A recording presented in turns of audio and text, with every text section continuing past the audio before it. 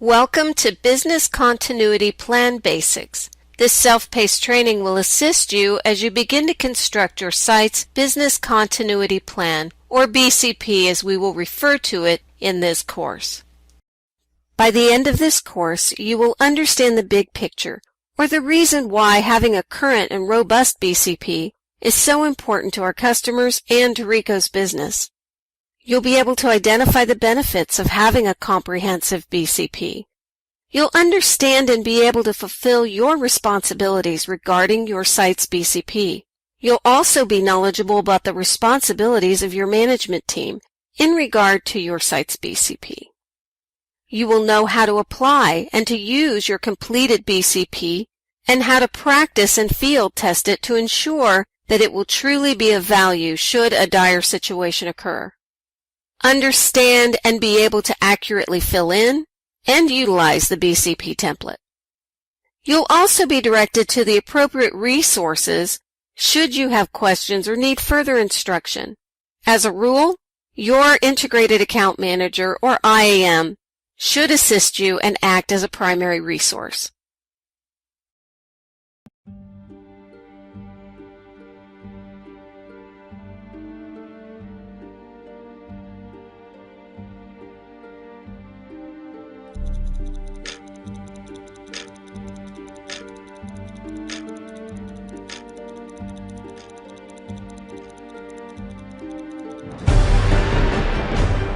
We live in hazardous times. Every second of every day, somewhere in the world, things are happening. Devastating things. Events that might have consequences that no one can foresee. Natural disasters. And man-made ones.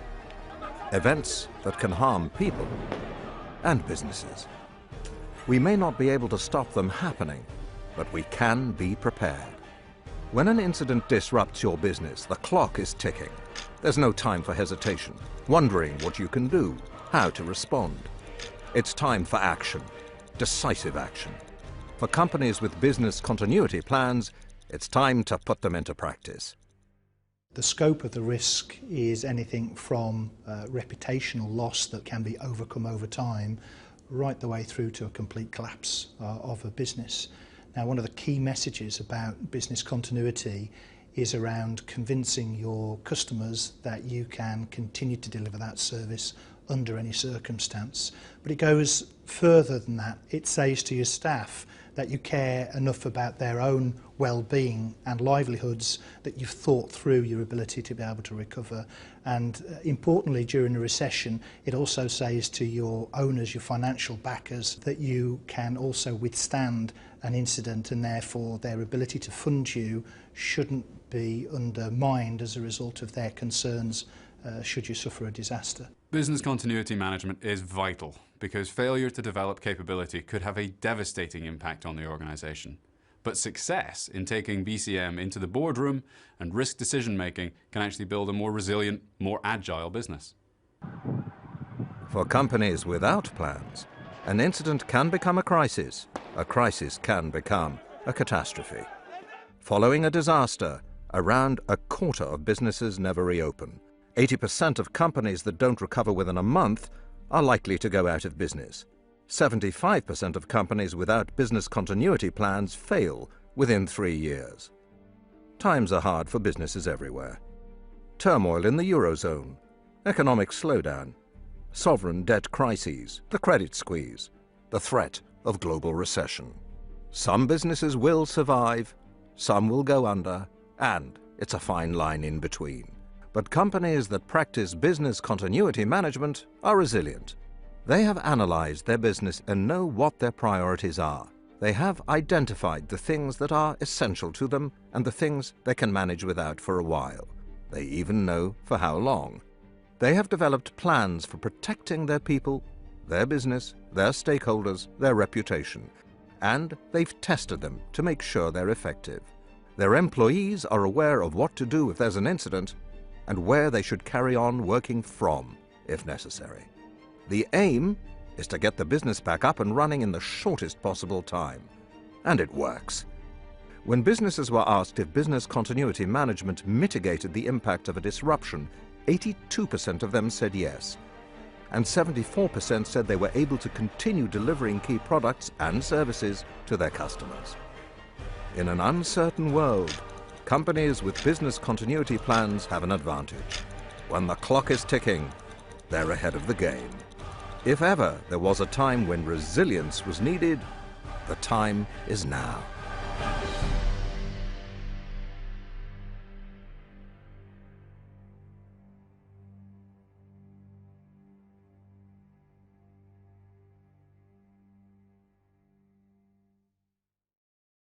Ricoh Managed Services Business Continuity Planning is an important benefit Ricoh provides to its on-site customers. It ensures that business processes are brought back online in order of importance and limits critical downtime. Ricoh and the customer will determine the importance of business processes and assign a value, high, medium, or low, to each contracted service being provided at the customer site. An obvious benefit to keeping a current BCP at your site is to maintain the continuity of operations. In other words, to make sure it's business as usual as soon as possible. It also gives us a plan to follow so the customer service that we provide to our customers remains intact without fail. Using our BCP gives us a predetermined roadmap to either relocating or restoring operations that have been deemed critical, quickly and orderly. This instills in our customer the trust that we are prepared and can deal with the situation at hand. When we have a comprehensive BCP in place, we also increase the safety of all employees. Everyone understands what's expected of them, where they need to be, and when. A good BCP will also reduce the amount of decision-making that has to occur during a recovery. Many important decisions have already been determined as a part of the planning process and simply need to be carried out, saving valuable time during a recovery. It is critical that we return to operation as soon as possible in a crisis. Having your BCP in place will reduce delays and help you expedite your service recovery. And lastly, it will provide you, your management, your staff, and your customer with a sense of security. Knowing that there is a plan in place, that plan has been tested, and that it is updated regularly is reassuring to all concerned. In a few minutes, we'll be taking a brief tour of the BCP template. In the template, you'll find the responsibilities of the Area Director, or AD, the Field Operations Manager, or FOM, and the Integrated Account Manager, or IAM, as well as your responsibilities as a site manager or leader in relation to the BCP creation and upkeep. The AD, FOM, or the IAM will conduct the customer interview as it pertains to the services the customer is contracted with Ricoh to provide. During this interview, it will be determined what services are high, medium, and low level, as well as other important information you'll need to create your BCP. It's also the responsibility of the IAM and ultimately the AD FOM to ensure that all customer sites in their area have a well-written and field-tested BCP in place. Your responsibility is to work with your IAM to keep the lines of communication open regarding your BCP with your site's key customer contact. This includes any staffing level changes, follow-up conversations, and a review of the plan. You and your IAM will be charged with ensuring that there is a comprehensive and well-tested BCP in place at your site. So now let's talk about how you can apply and use your BCP. The very first step is to familiarize yourself with the BCP template. This is the tool that you will use to create your site's plan. We'll take a tour of it during this course. You will use several pieces of information as you construct your site's BCP, including the answers from the interview that was conducted by your Integrated Account Manager with your key customer contact, and the customer's BCP if they'll share it with us. Where the majority of your work lies is in identifying alternatives or Plan Bs for providing the high priority services at your site. As you work with your IAM and team to determine these alternatives, you will need to document them. Make sure to consider both long and short-term disruption lengths. This information will be entered into the site-specific tab. Just as you field test your processes in your Site Procedures Guide, it's also extremely important to test the alternative plans you've detailed to ensure that they are workable and realistic answers to recovering from a disruptive event. Because this document is so important and the information can be fairly fluid, it's a requirement that the BCP be updated at least once a year and as needed when changes occur. The BCP template contains the following tabs. On our tour today, we'll go through each one of them. The first tab is the cover. This is your tour of the Business Continuity Plan template. You'll use this tool to build your site's BCP. This is the cover of the BCP template, so replace company name with your site's company name. Tab 2 is the overview. This tab offers a general overview of the purpose, scope, plan, and objectives. This tab is simply to be used as a reference. Tab 3 is for frequently asked questions. They will help guide you as you construct your business continuity plan. If you don't see your question on this tab, please contact your integrated account manager for direction. Tab 4 is the notification list. Here, you'll list all RICO and customer contacts and their backups with any and all contact information. You will list these people in order of priority. It's crucial that you check this list for outdated information and update it regularly. Tab 5 is for the RICO contact list. This list is to be used for accounts that have several site locations nationally. Here, you'll list the location, site leader, contact information, hours, and services provided at these other locations. Tab 6 is for Key Supplier List. This list contains the Customer Preferred Vendor List. This is where you'll be listing all of the customer's preferred vendors, their contact information, as well as the services they provide. You can imagine having this list and the notification list will be of great value in a disaster recovery situation. Tab 7 is the Customer Questionnaire. This tab contains the BCP Customer Questionnaire that the Area Director, BOM, or Integrated Account Manager should use to discuss the BCP with the customer. This information will be very useful as you construct your BCP. It will answer what services your customers feel are high level, medium level, and low level. It will also identify who the BCP coordinator is for their company, among other important information. Tab 8 is the Site-Specific Plan. This is where you'll detail how you will execute on the high-level contingency plans for the high-level services you provide for your customer. These need to be very detailed. Think of how you write procedures for your site procedure guide. Examples of high-level services include mail, print and copy center, courier, and scanning services.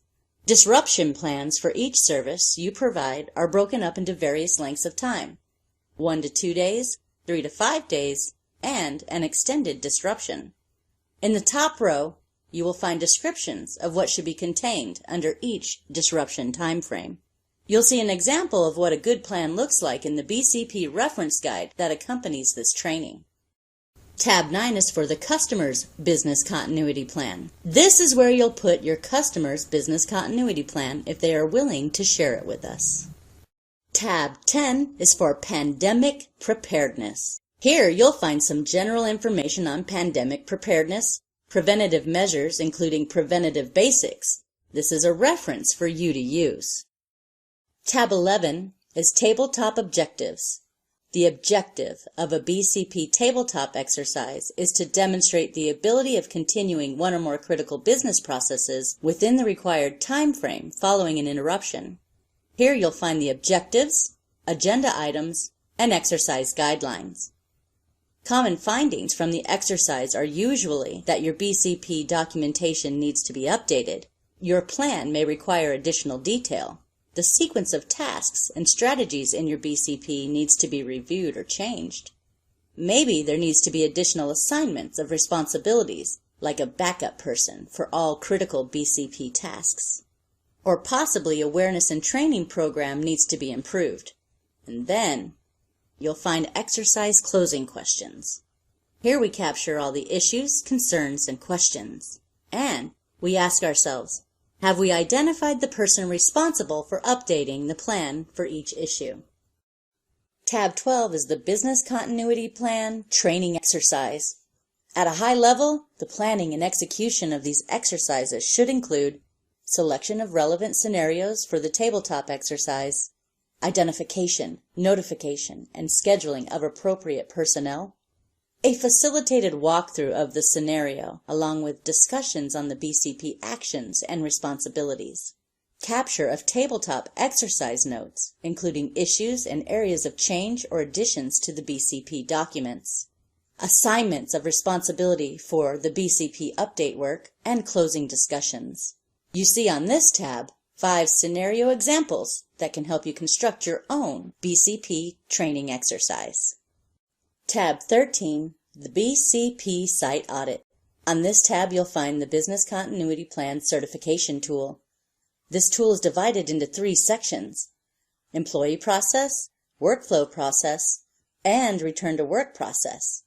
You'll also see the guidelines and required documents needed for each line item in these sections.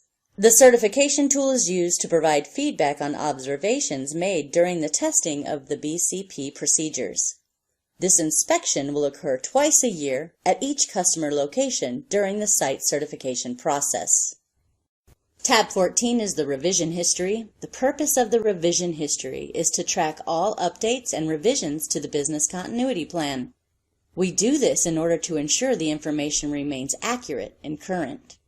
Now that we've taken a tour of the BCP template, let's continue. So now let's take a moment to recap some of what we've covered. The Site-Specific tab contains detailed continuity plans for your site's high-level services. It includes high-level service examples like mail, print copy, courier, and scanning services, just to name a few.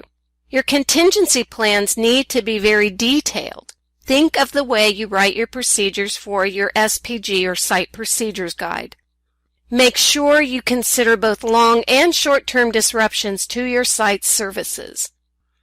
Tabletop exercises. The purpose of these exercises is to demonstrate the ability to continue one or more critical or high-level processes in a short amount of time. Exercise guidelines, examples, objectives, and agenda items are in the BCP template, and they will assist you and your team during the creation process. Pay close attention to the assignment of responsibilities, awareness and training programs, and the sequence of tasks. It's important to field test your alternative plans by using scenarios that are relevant to you and your area. Facilitated walkthroughs, discussions, and closing questions. These tools will all come together to help you adjust your results. Frequently asked questions and resources. The Frequently Asked Questions, or FAQ tab, includes several commonly asked questions, as well as the answers to those questions. Your Integrated Account Manager, Area Director, and/or Field Operations Manager are all good resources for questions that are not included in the FAQ tab. Our World is another good resource that you can use to connect with other leaders who are creating their BCPs as well. Revision history and site inspection. The purpose of the revision history is to track all updates and revisions to ensure the information in your BCP remains accurate and current. This is an especially helpful tool if used consistently. You'll be able to see what revisions have been made and when. The site inspection will be performed twice a year during site certification process. At this time, your site's BCP should be inspected for accuracy and to ensure that it contains current and relevant information. The site inspection tool is used to provide feedback on observations made during the testing of the BCP procedures. The information you receive will be useful in fine-tuning your business continuity plan. In conclusion, to receive credit for this training, you will need to go back into the RICO Learning Institute and successfully complete the associated assessment. Thank you for your time and participation with this course.